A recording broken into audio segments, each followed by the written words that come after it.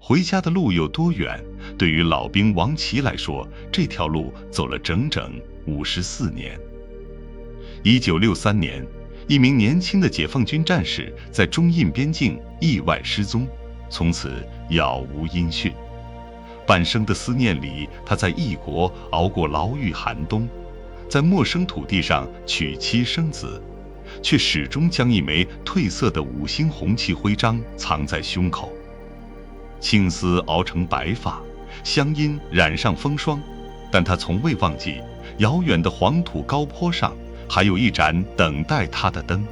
今天，让我们轻轻推开时光的门，聆听这段跨越半个世纪的守望。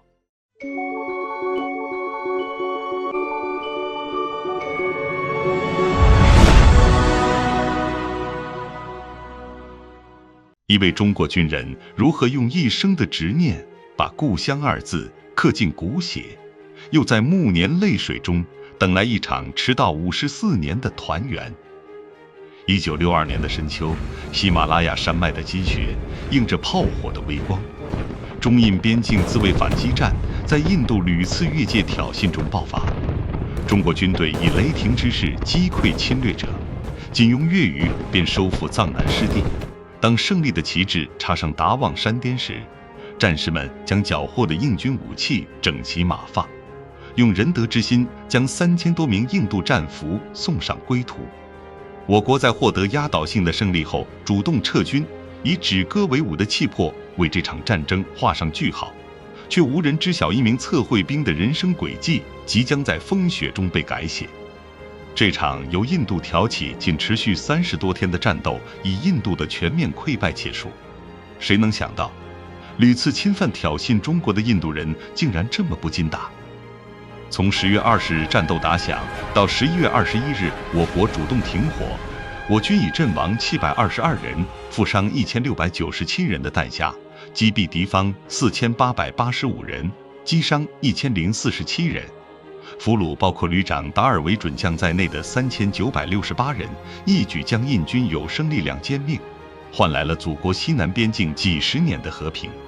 1963年元旦，中印边境的硝烟刚刚散尽，战壕旁还残留着未融的冻土。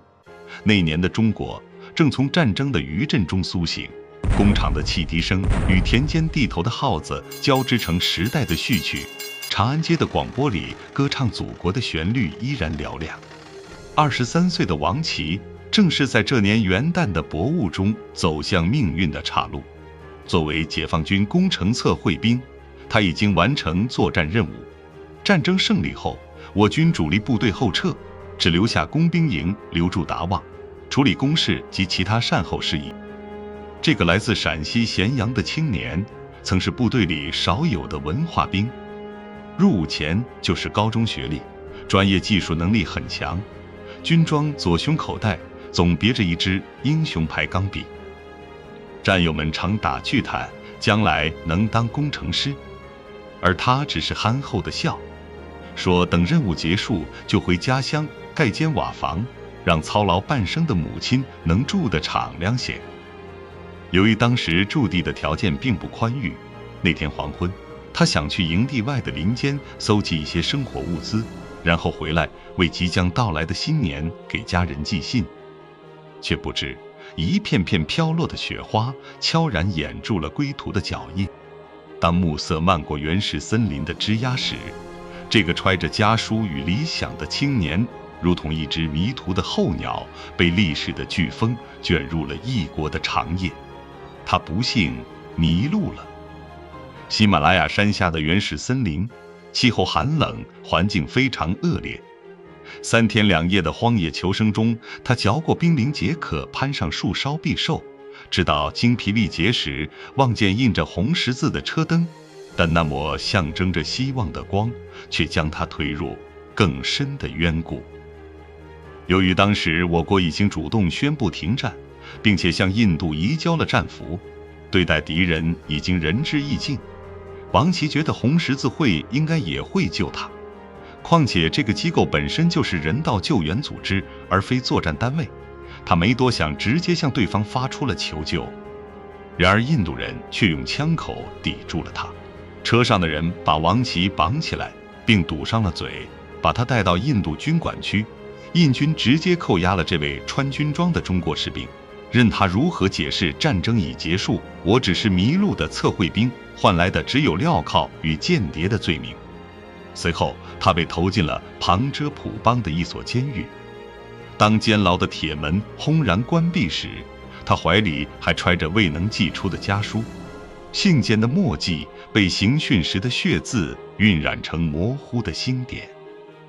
当年的印度虽然刚吃了败仗，但由于继承了大英帝国经过200多年建设留下的巨量经济基础设施，铁路、公路、港口、大学、医院，是世界第6大工业国，亚洲第1大工业国。钢铁、黄麻、造纸、航运、贸易、发电等各项产业和人均 GDP 等指标普遍高于中国大约1到10倍。再加上印度的外交政策在美苏2大国之间左右逢源，国际政治上的地位也非常显赫，一直以亚洲国家领袖自居。而反观中国，刚建国不久，就在朝鲜和世界最强大的军队打了一仗，随后又面临中苏关系交恶，中国随时要面临北面这个庞然大物的背刺。再加上国内工业发展刚刚起步，基础建设百废待兴，无论从哪方面来看，印度从官方到民间都接受不了被中国打败的现实，而这种报复心理很自然就落到了手无寸铁的王琦身上。1969年的阳光刺痛了久居黑暗的双眼，被关押拷打7年之久的王琦，拖着虚弱的身体走出监狱，却发现自己正被送往中央邦一个叫蒂罗迪的荒僻村落。这里3面环山，一面临湖，唯一的出口被铁丝网封锁，连飞鸟的轨迹都带着监视的意味，是一个流放各种人员的地方。虽然已经脱离了监狱，但王琦依然是逃无可逃。迫于生存，王琦开始学印度语。他白天在面粉厂扛着比自己还高的麻袋，夜晚借着油灯给家人写着永远收不到的信。当攒下的卢比终于够开一间小卖部时，他特意用木板刻了诚信2字挂在门前。因为中国人特有的勤劳和聪明，他的小生意很快就有了起色，但同时也给自己惹来了麻烦。因拒绝向收保护费的警察行贿，他被警棍生生打断了右腿。那个暴雨夜，他趴在泥泞中攥着半截木扁，恍惚听见20年前母亲在村口唤他回家吃饭的乡音。好在无论世界各地，老百姓总归还是淳朴善良者居多。虽然王琦的身份模糊，但还是有不少村民明里暗里给予了他不少帮助。经人介绍，一位名叫苏诗拉的姑娘嫁给了王琦，与他组成了家庭。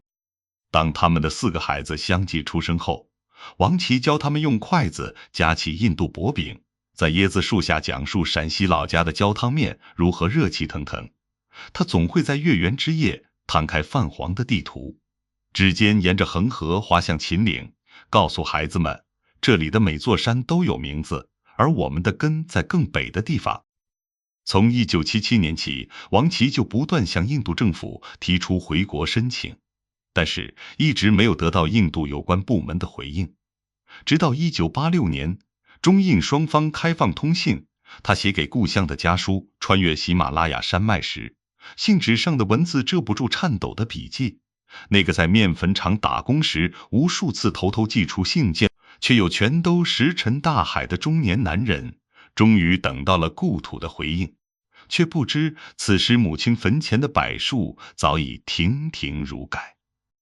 归途的最后屏障横亘在故土的方向，印度官员的冷漠如同喜马拉雅终年不化的积雪，始终冥顽不化。本以为情况会有所好转的王琦，却还是低估了印度政府的无赖程度。他们始终拒绝承认王琦的合法身份，将其定义为间谍或非法入境者，导致其长期处于黑户状态。即使在中方多次提供身份证明后，印方仍以证据不足为由拒绝承认其中国公民身份，使其无法办理护照和签证。哪怕想要打个电话联系家人，仍会被印度地方官员刁难，甚至被要求支付高额担保金。2009年，其侄子王英军赴印探亲时，地方官员甚至以非法接触外国人为由，威胁拘留王琦家属，迫使会面变得短暂且隐秘。但也就是这次匆匆的会面，终于了解到王琦在印度生活极其贫困。此时，他家里唯一的收入是小儿子瓦士努每月折合人民币600元左右的工资，而王琦的长子也因为贫病交加，在28岁时不幸去世。为此，老人花光了他所有积蓄。印度人经常会说一句话：我们早已不是1962年的印度。言下之意就是，他们已经变得更强大了，有了足够抗衡中国的实力。确实，1962年战争后，印度下大力气投资国防建设。此后60到70年代，每年军费增长 GDP 占比超过 3%。从苏联和美国及其他西方国家购置最先进的武器，组建了特色的万国牌的国防武器系统。只是自认为优秀的印度还是无法正视，中国也早已不是1962年的中国。昔日南亚次大陆的霸主早已经被东方巨龙远远地甩在了身后。无论从经济、军事、科技、工业和国际地位，他们都已经被中国全方位碾压，甚至已经看不到对手的车尾灯。此时的印度看待中国的心态已经发生了变化，从妄图打压侵略中国，变成了想方设法的在和中国的交流中占点便宜。印度为了最大程度的用好王琦这张牌，可以说是无所不用其极。他们情报部门长期扣押王琦与家人的通信，并抹黑其形象。1986年至2002年间，王琦寄往中国的信件多被印方拦截，部分信件被篡改内容，试图制造自愿留印的假象。地方官员利用王琦的跨国婚姻设置障碍，其印度籍妻子与子女虽支持其归国，但印方以家庭因素为由，不断的人为制造困难。直到最终解决方案的谈判中，印方仍要求王琦承诺定期返印探亲，并将其归国行程与中印直航恢复谈判等条件挂钩，进一步拖延了归期。2013年后，中国外交部通过战俘与失踪人员档案专项核查，通过确认王琦的军人身份，并向印方提交包括1963年部队调令、战友证词等完整证据链。2016年，中方将此事上升至双边高层会谈，时任外交部长王毅亲自敦促印方展现人道主义精神，并要求尽快解决王琦归国的问题。直至2017年元宵节前夕，中国外交部的严正声明化作破冰的春雷，印度最终同意批准王琦离境。这段漫长的归途，既是个人命运与地缘政治交织的缩影，亦折射出中印关系中的历史积怨与现实博弈。王琦终于在2017年2月11日这天踏上故土，彼时距离他迷失在喜马拉雅山路的森林已过去整整54年。年近80的老人终于回到了他秦岭脚下的老宅，床头摆着母亲临终前紧握的军徽，窗台上印度妻子烧来的咖喱粉罐与陕西辣子碗并列而置，氤氲出半个世纪的光阴。暮色中的麦田翻涌如金色海浪。王琦常穿着簇新的军装坐在田埂上，有孩童追着问他，从老宅到他印度的家有多远？印度是否真有会跳舞的蛇？他抬头看着地平线上的秦岭轮廓微笑。爷爷走了54年，才明白世上最长的路是从心到家的距离。视野的尽头是秦岭的雪线在阳光下闪烁，恰似当年测绘兵眼底未灭的星光。54年离散，终归于圆满。所有守望都成了归途，所有苦难都酿成了月光。好了，感谢您观看本期的内容，我是熊叔，我们下期再会。